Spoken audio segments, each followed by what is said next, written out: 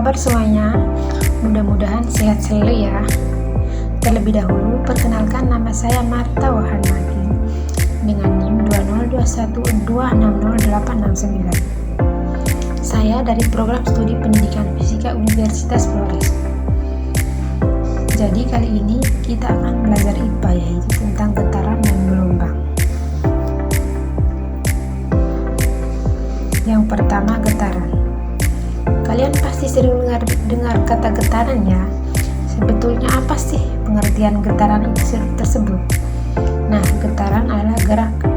Getaran adalah gerakan bolak-balik suatu benda dalam selang waktu tertentu melalui ke titik kesetimbangannya.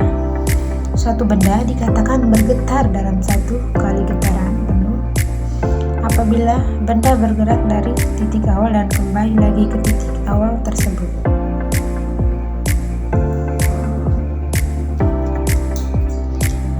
Coba perhatikan terlebih dahulu skema berikut ini.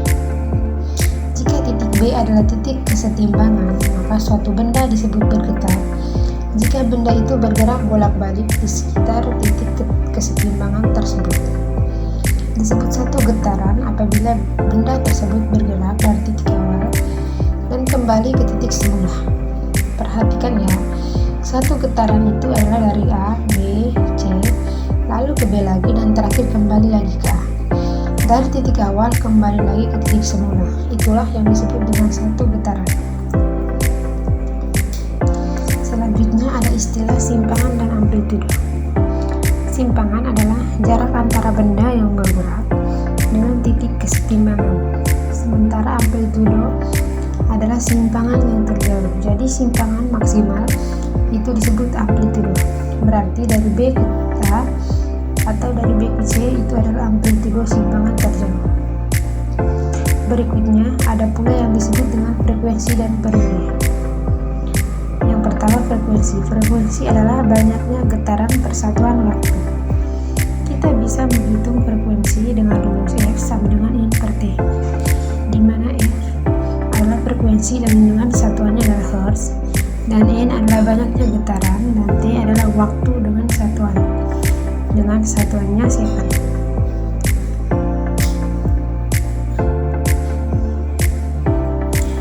Berikutnya, pengertian periode. Periode adalah waktu yang dibutuhkan untuk melakukan satu getaran. Periode bisa kita hitung dengan rumus T besar sama dengan T kecil per N, di mana T besar adalah periode, N adalah banyaknya getaran, dan T adalah waktu.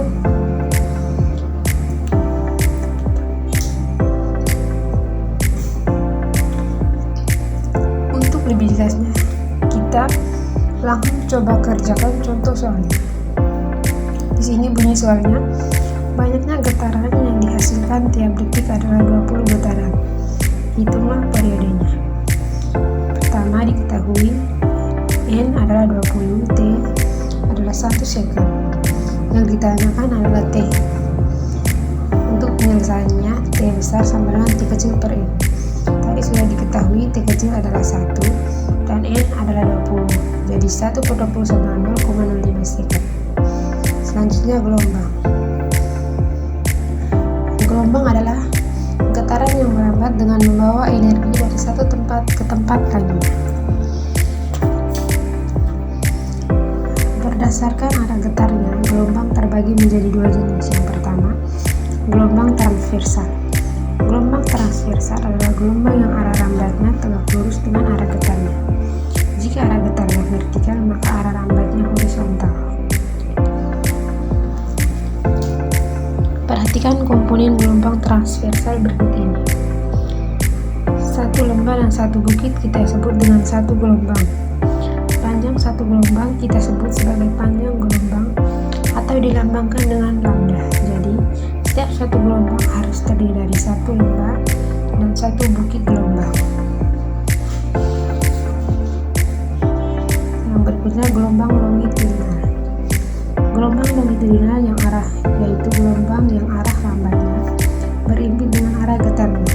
Jadi, baik arah getar maupun arah lambat sama-sama horizontal atau sama-sama vertikal.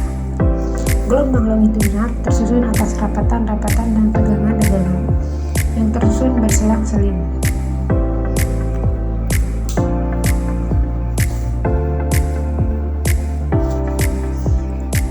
Untuk lebih jelasnya, mari kita perhatikan komponen-komponen gelombang longitudinal berikut ini. Jadi rapatan akan selalu bersebelahan dengan tegangan, begitu terus selang-selingnya. Nah, setiap satu gelombang harus tersusun satu rapatan dan satu regangan. Jadi, satu rapatan dan satu regangan itu adalah satu gelombang. Selanjutnya, berdasarkan amplitudenya. Jenis-jenis gelombang terbagi menjadi dua, yaitu gelombang berjalan dan gelombang diam. Pertama, gelombang berjalan. Gelombang berjalan adalah gelombang yang amplitudenya tetap pada setiap titik yang dilalui gelombang. Contohnya adalah gelombang yang terjadi pada tali, seperti pada gambar.